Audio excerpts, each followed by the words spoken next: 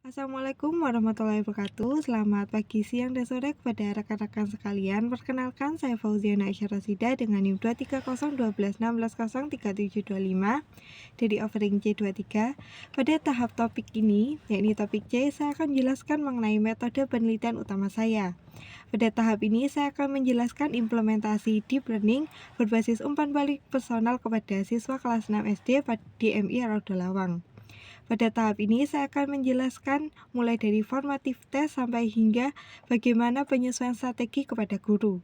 Ini metode utama yang saya gunakan adalah implementasi alat analisis hasil belajar berbasis deep learning yang dirancang untuk memberikan umpan balik secara personal kepada setiap individu siswa. Metode ini sangat menentukan karena berhasil menjawab tantangan nyata di lapangan, yakni bagaimana memberikan umpan balik individual secara efektif tanpa bergantung sepenuhnya kepada guru. Sistem ini tidak hanya menganalisis jawaban siswa, tapi juga mengidentifikasi pola kesalahan konseptual dan memberikan rekomendasi pembelajaran yang spesifik. Ini mendorong siswa untuk melakukan refleksi mandiri dan meningkatkan pemahaman mereka secara bertahap. Dengan metode ini, saya berhasil menciptakan pembelajaran yang lebih inklusif, adaptif, dan relevan dengan perkembangan teknologi saat ini. Dari kegiatan ini adalah pengembangan formatif tes berbasis taksonomi kognitif. Saya bekerjasama dengan guru kelas 6 MI Raуда Lawang untuk menyusun soal yang sesuai dengan level berpikir siswa, mulai dari ingatan hingga evaluasi.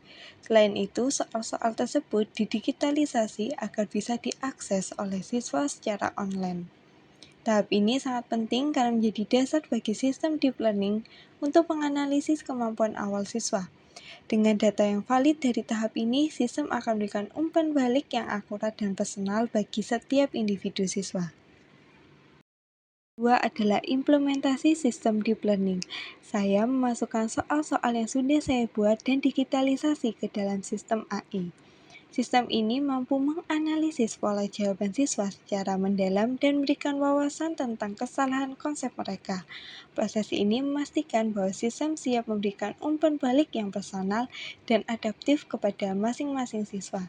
Dengan integrasi teknologi ini, saya berhasil menciptakan alat bantu pembelajaran yang responsif terhadap kebutuhan individu siswa. Tahap ketiga adalah analisis pola kesalahan dan pemberian umpan balik personal. Sistem deep learning menganalisis data hasil formative test untuk mengidentifikasi pola kesalahan konseptual pada setiap individu siswa. Berdasarkan hasil analisis ini, sistem memberikan umpan balik yang spesifik dan mudah dipahami. Misalnya, jika seorang siswa salah memahami konsep gerhana bulan, sistem akan memberikan penjelasan singkat untuk memperbaiki kesalahan tersebut. Dengan demikian, siswa tidak hanya tahu mereka salah, tapi juga memahami mengapa dan bagaimana cara memperbaikinya. Setelah menerima umpan balik dari sistem deep learning, siswa akan masuki tahap refleksi mandiri dan evaluasi diri. Dengan panduan pernyataan umpan balik hasil analisis pola kesalahan, mereka didorong untuk merefleksikan dan mengenali kelemahan mereka secara lebih sadar. Hasil refleksi ini tidak hanya membantu siswa meningkatkan pemahaman mereka, tapi juga menjadi dasar untuk penetapan tujuan belajar selanjutnya. Dengan pendekatan ini, siswa tidak hanya menjadi penerima informasi, tapi juga aktor utama dalam proses pembelajaran mereka sendiri. 5 adalah penyesuaian strategi pembelajaran oleh guru.